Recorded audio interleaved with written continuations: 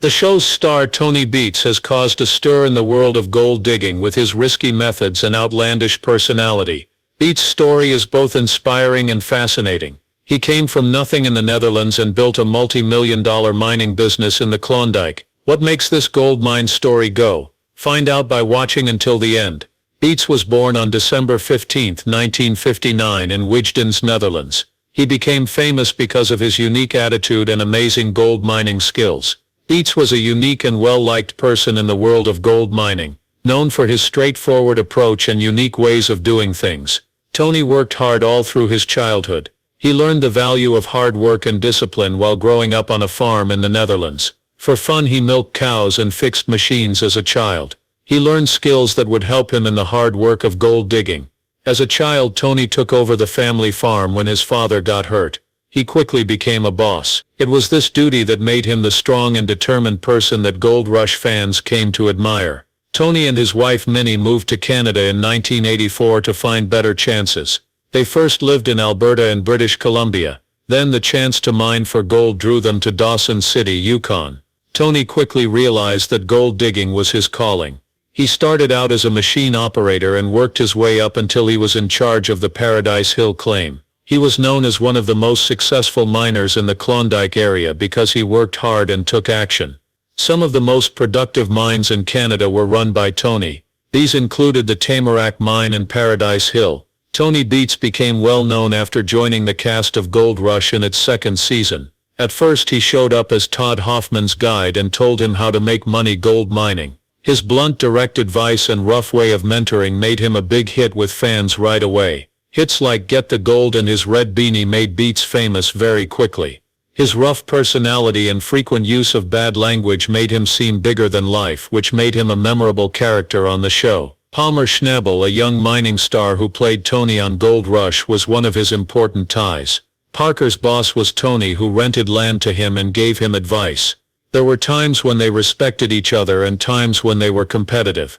Tony's tough attitude and Parker's young energy often clashed, making for dramatic and interesting TV. Tony Beets was interested in gold digging for more reasons than just the money that could be made. He liked the thrill of the hunt and the freedom to do things his own way as a treasure hunter. He said, "I guess I really like the way of life.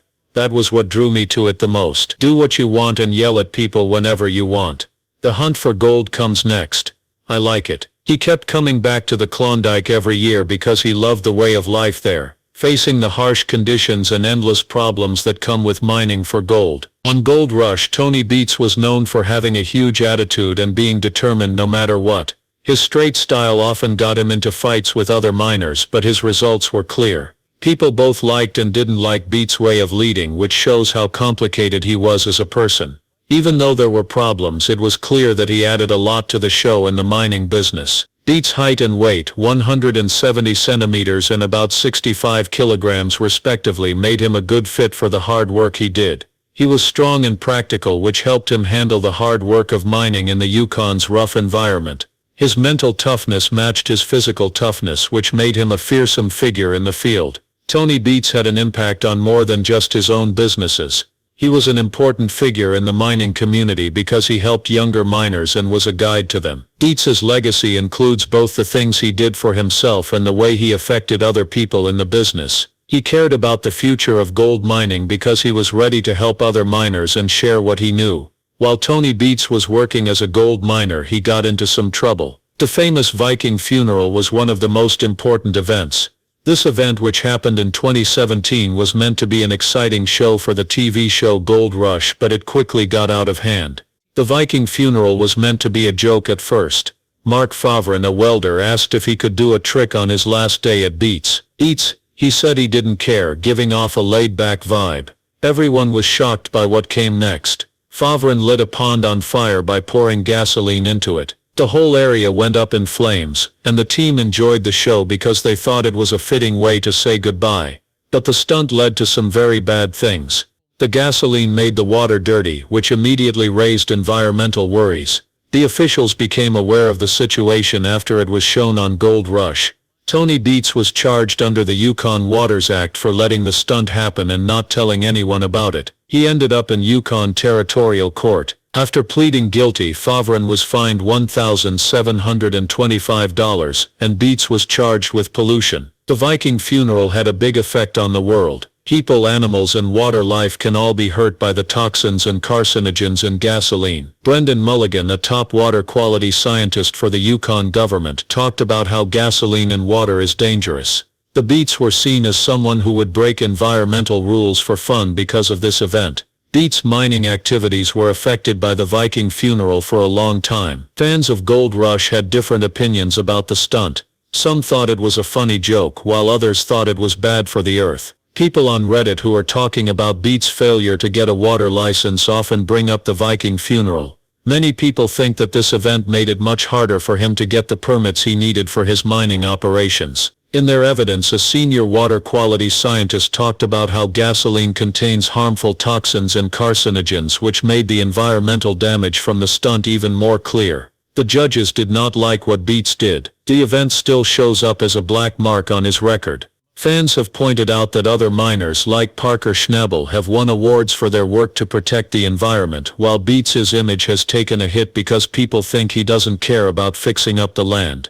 This issue keeps coming back to haunt Beets. The Viking funeral is still talked about even though he was a huge success and made important contributions to the mining business. Fans aren't sure if Beets will ever get the water license he needs to run 2 dredges. Tony Beets had to deal with a lot of problems during the 2019 season of Gold Rush. Early in the working season, Tony had to shut down several plants because of problems with water permits. His equipment couldn't work without these permits, which put his whole mining season at risk. A sneak peek showed Tony telling his family that the permits didn't go through. This meant that several plants had to be shut down right away. Most of all, the news hurt his children and team members Monica, Kevin and Mike. They looked angry because they knew that without these permits they might not be able to mine this season. Tony felt upset and angry. He spent a lot of money on machines that were now just sitting there. He told the camera, "Sucks to be me," to show how upset he was. He knew that if they didn't find a way out, the family would have a lot of trouble. They couldn't pay the $20,000 fine every day for not having the right licenses. Parker Schnabel, one of Tony's co-stars, had the same problem with his water licenses. Parker did, however, get a 1-year pass that let him keep mining, though with some restrictions. Tony wasn't as lucky, and it made him more angry to see Parker have a small edge. Rick Ness, another worker on the show, seemed to know that something bad was about to happen. He moved his whole business to a small town in the Yukon to stay away from problems like these. While this was going on, and his team were left scrambling to find answers, even though things were bad, Tony's determination showed through. He kept his mind on finding a way to keep the business going even though things went wrong.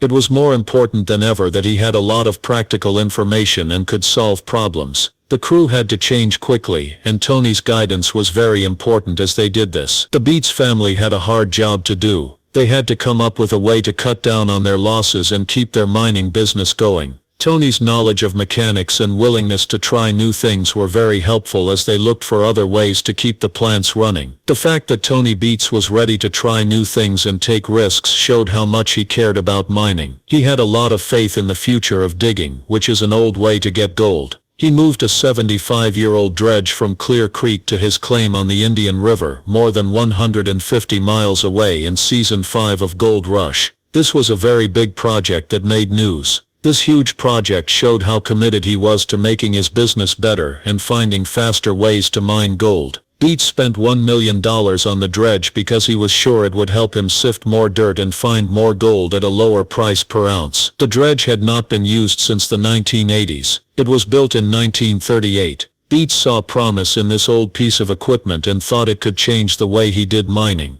It wasn't easy to move the dredge. Beets and his crew, which included some family members, had to take it apart, move it over 100 miles, and then put it back together again at the new location. It took months of hard work, forging, cutting metal, and figuring out how to do things right. The Miller welders and other tools that Beets trusted helped him finish the job. His hands-on experience and understanding of mechanics were very helpful in solving this problem. On the dredge, Beets put in a Miller Big Blue 800 Duo Air Pack engine-driven welder generator. This machine was very useful because it could weld, make electricity, and compress air, all of which were needed for the busy 24-hour-a-day dredging routine. It was hard to run lines across the pond because the dredge sank in the water. Because the Big Blue 800 could handle 2 workers at once, 2 welders could work at the same time, taking care of repairs and upkeep well. There were some problems with the moving project. During the move the dredge sank several times, but Beets's resolve never weakened. His team carefully put it back together, beam by beam and bolt by bolt, showing how resourceful and tough they were. Others were skeptical, but Beets was sure that the dredge could be useful. Once it was up and running, the dredge showed how useful it was by moving an amazing 2,000 gallons of water per minute. Beet was open to new ideas and ready to take risks, which paid off. He was able to mine for longer and make more gold at a lower rate with the dredge. Using modern tools to work on the Eureka Creek claim cost about $1,000 an ounce of gold that was taken out. The dredge method, on the other hand, brought down this price to $300 to $400 an ounce. It changed everything when Beets used the Big Blue 800 on the dredge. Because this machine could both blow air and weld, it gave the crew the freedom they needed. The dual operator features let 2 crew members work at the same time, which made things run more smoothly. The Big Blue 800 was an important tool for Beets mining operations because it was reliable and powerful. Even though there were problems, Beets and his team were able to run the gold dredge well for a few months during the mining season. The steel and other parts of the digger were still in good shape, which shows how long-lasting the equipment is. Beets were pleasantly surprised by how well the dredge worked. It processed more yardage than expected at a lower cost. Tony Beets and his wife Minnie have been married for many years. They grew up next door to each other in the Netherlands. Tony moved in next door to Minnie when he was 7 years old and she was 6. Their early years together set the stage for a strong relationship that will last a lifetime. They started dating when they were in their 20s and got married after a few years. The couple chose to move to Canada because they thought it would have better chances than where they were from. Minnie and Tony built a successful gold mine and a close-knit family. Minnie has been more than just Tony's wife. As his business partner and bookkeeper, she is the voice of reason in all of their deals. In 7 years their business at Paradise Hill in the Klondike area of Canada's Yukon turned over $30 million worth of gold. As the bookkeeper, Minnie's job has been very important. She keeps track of the money and makes sure that Tony's big plans are realistic. These people have 4 kids, Monica, Bianca, Mike and Kevin. They lost their daughter Jasmine when she was only 2 months old, which was very sad.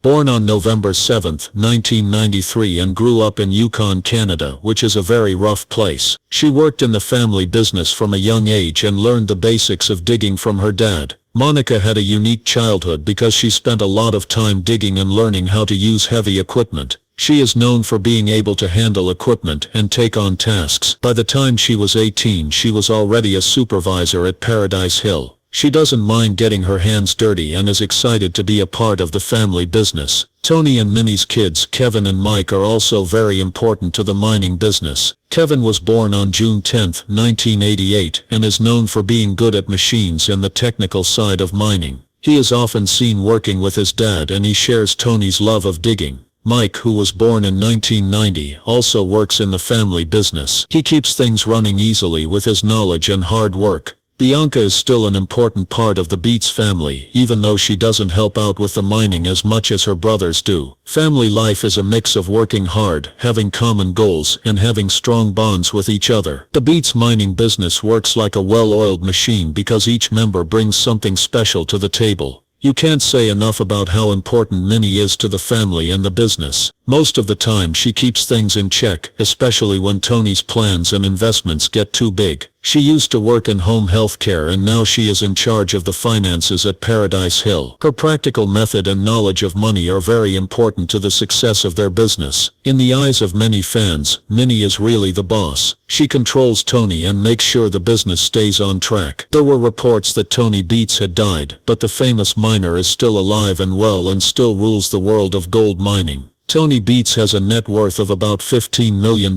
because he is the biggest miner on Gold Rush. His huge wealth comes from both his successful mining businesses and his long-running part on the hit reality show on the Discovery Channel. Beets's net worth comes from having more than one source of income. Of course, gold digging is his main source of income. The work Tony has done at the Paradise Hill Tamarack mine has brought in millions of dollars in gold. His willingness to try new things and spend a lot of money on big machines has paid off, making his businesses some of the most efficient in the Klondike region. Tony is known for having high standards for his team and being very strict about how they work. He hires teens and young people a lot and teaches them how to mine gold. People who can't keep up are quickly fired, but those who do become very important to his team. This way of doing things has helped Tony keep a crew that is loyal and works hard, which is important for the hard work of gold mine. In addition to gold digging, Tony's wealth has grown a lot because he has been on Gold Rush. Fans love him because of his big personality, straightforward attitude and memorable times on the show. Tony's appearance on the show brings in people, which helps the Discovery Channel's ratings and make more money. Tony Beets' impact goes beyond how much money he makes. He has inspired people who want to be miners and business owners. He always tells people to work hard and give it their all, and many people look up to him.